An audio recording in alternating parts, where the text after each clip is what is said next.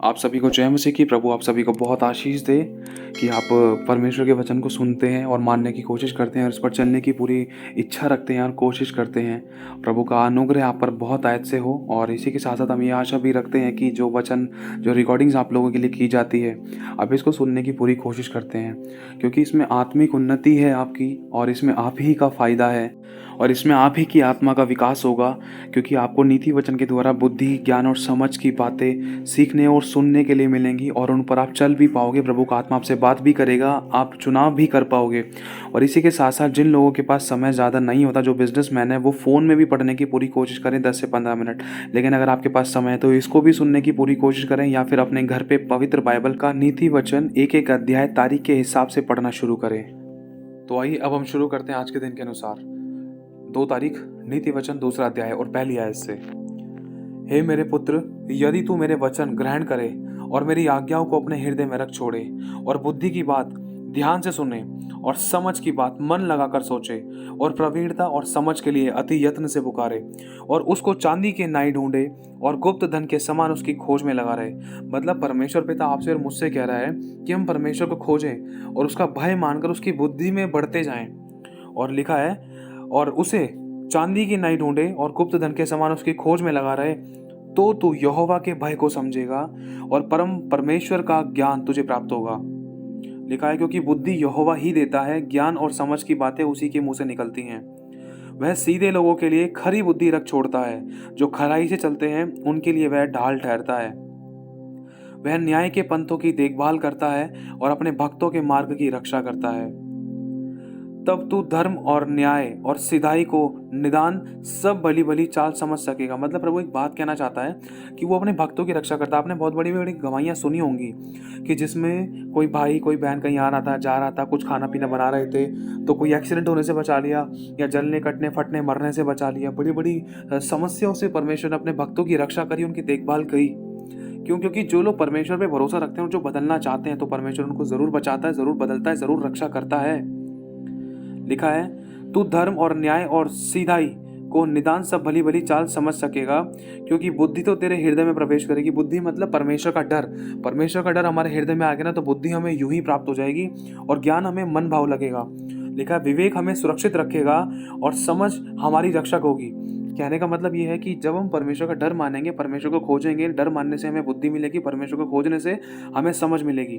और जितना हम उसको खोजेंगे उतनी गहरी बातों को समझ पाएंगे, जान पाएंगे, सही से चुनाव कर पाएंगे, ताकि हम ठोकर ना खाएं। और समझ जब हमारे जीवन में होगी, परमेश्वर की समझ जब होगी, तो हमारी रक्षा की जाएगी कि हम गलत चुनाव ना जाएं और आग में मतलब हाथ ना डालें, गलत और गंदे काम ना करें, बुराई से प्रेम ना रखें। तो मतलब हमें ये समझ जो होगी परमेश्वर के वचन के अनुसार, तो हम बुराई से बैर रख पाएंगे, और समझ के अनुसार, परमेश्वर की समझ के अनुसार, वचन के अनुसार हम चल पाएंगे, ताकि हम कभी ठोकर ना खाएं। ताकि तुझे बुराई के मार्ग से और उलटफेर की बातों के कहने वालों से बचाए, जो सिधाई के मार्ग को छोड़ देते हैं ताकि अंधेरे मार्ग में चले, जो बुराई करने से आनंदित होते हैं और दुष्ट जन की उलटफेर की बातों में मगन हो रहते हैं, जिनकी चाल टेढ़ी और जिनके मार्ग बिगड़े हुए हैं। तब तू पराई स्त्री से बचेगा, जो चिकनी चुपड़ी बातें बोलती है। कई बार देखो ऐसा होता है, जिसके हृदय में परमेश्वर का डर है और परमेश्वर को जो व्यक्ति खोजता है, तो वो पराई स्त्री को छूने से भी डरता है और बचता है। पराई स्त्री की बातों में फंसने से भी बहुत ज़्यादा भय खाता है कि उसकी बातों में कहीं फंस ना जाऊं, कहीं वो मुझे 2-4 मैसेज करके, 2-4 बातें करके, 2-4 उलट पुलट के, या कुछ नज़रें दिखा के, या अपना रूप और श्रृंगार सिखाकर मुझे कहीं भरमा ना ले, कहीं मैं व्यभिचार ना कर जाऊं, कहीं व्यभिचार करने के कारण मैं अपराधी या पापी या श्रापित ना हो जाऊं, या कहीं मैं परमेश्वर का दंड ना उठाऊं। 2 मिनट के व्यभिचार के चक्कर में व्यभिचार 10 पीढ़ियों तक श्राप को लेकर आता है मेरे भाइयों और बहनों। इसीलिए परमेश्वर का वचन कह रहा है, यदि तेरे हृदय में परमेश्वर का डर है, तो तुझे बुद्धि मिलेगी, जिसके कारण तू बुराई के मार्ग से बचेगा। और दूसरा, अगर तू बुराई से बैर करेगा तो तुझे बुद्धि का प्राप्त होगी, और जिसके कारण तू समझ पाएगा कि तुझे जिंदगी कैसे बितानी, कैसे चलना है, किन किन बातों को चुनाव करना है। और इसी के साथ साथ अगर तू परमेश्वर को खोजेगा, उसके वचनों को पढ़ेगा, सुनेगा, समझेगा, उसकी गहराई को और जानेगा, उसको और खोजता रहेगा, तो तू सब प्रकार की समस्याओं से, सब प्रकार की विपदाओं और आपदाओं से, सब प्रकार के ऐसे गलत बात, गलत विचार, गलत काम, गलत संगति से बचा रहेगा, जिसके कारण शायद तेरा प्राण नष्ट हो सकता था, या तू नाश हो सकता था, या तू अधोलोक में जा सकता था, क्योंकि लिखा है एक ऐसा मार्ग है जो मनुष्य को ठीक जान पड़ता है, लेकिन उसके अंत में मृत्यु ही मिलती है। लेकिन जो इंसान खुदावन की समझ रखता है, खुदावन का भय रखता है, तो वो उस मार्ग में कभी जाएगा ही नहीं जिसमें उसको मृत्यु मिलती है, जो उसको सही लग रहा है। वरन वो व्यक्ति जो परमेश्वर की समझ और भय रखता है, वो व्यक्ति परमेश्वर की इच्छा के अनुसार चलेगा, वचन से सब चीजों को परखेगा, वरन अपनी समझ का सहारा नहीं लेगा। इसीलिए वो बचेगा। क्यों? क्योंकि उसके अंदर परमेश्वर का डर है, जिसके कारण बुद्धि प्राप्त हुई है, जिसके कारण वो जीवन अच्छे से जी सकता है। और दूसरा, उसके अंदर समझ है, क्योंकि वो खोजता है परमेश्वर को। और इसी कारण इंसान एक पराई स्त्री से भी बचेगा जो चिकनी चुपड़ी बातें बोलती है। आज हम जानते हैं कितने सारे कोर्ट केसेस के बारे में हम सुनते थे। और देखो, हम किसी पर दोष नहीं लगा रहे, जो लोग खुदा के वचन को नहीं जानते, जो विश्वास नहीं करते हैं। कई चीज़ें ऐसी चीज़ सुनाई देने में आती थी कि एक शादी होने के बाद भी दूसरी शादी, और अपनी पत्नी के होने के बाद भी दूसरी पत्नी को ताका-झाकी करना। क्यों ऐसा? अपनी ज़िंदगी तो बर्बाद करनी, दूसरे की भी ज़िंदगी बर्बाद करनी, यहाँ तक कि बच्चों की और अपने घर परिवार वालों की। दूसरों की आंखों में आंसू बनना, अपनी खुशी के लिए दूसरे को चुन लेना और दूसरे की ज़िंदगी बर्बाद करना, फिर उसके पति को और उसके बच्चों की भी ज़िंदगी बर्बाद करना, सिर्फ अपने और दूसरी पराई स्त्री के बारे में सोचना। कितनी सारी रिक्वेस्टें हमने सुनी हैं। हमें पता है ऐसा क्यों है, क्योंकि खुदा का डर नहीं है, दूसरा खुदा को खोजने की इच्छा नहीं है। इच्छा नहीं होगी तो समझ नहीं मिल सकती है।